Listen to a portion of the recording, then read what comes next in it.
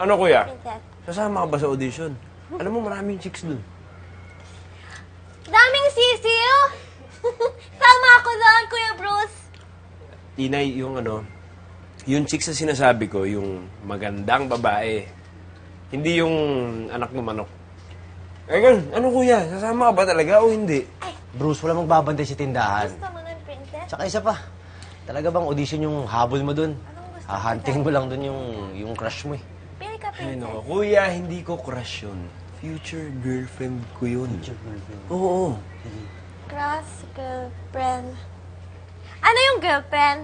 Oo, yan. Tinay, yung girlfriend, yung babaeng mahal nung lalaki. Di ba?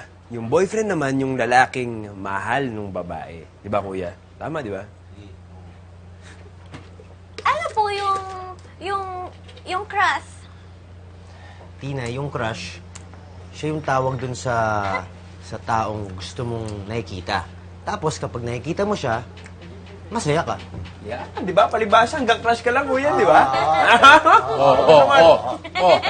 Ano na naman yung crush na naririnig ko? Ha? Hindi ko yun. Nanay! Nanay! Crush ko Kuya. po si Archie! Archie? Oh, Teka, ang sabi ng lolo mo, may crush ka daw kay Archie.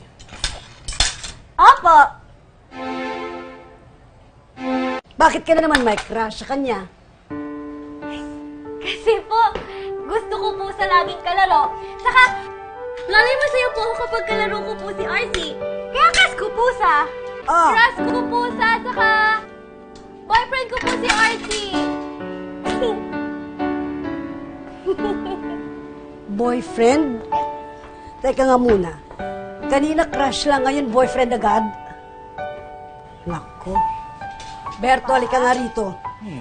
Ano itong sinasabi ni Tinay na boyfriend niya si Archie?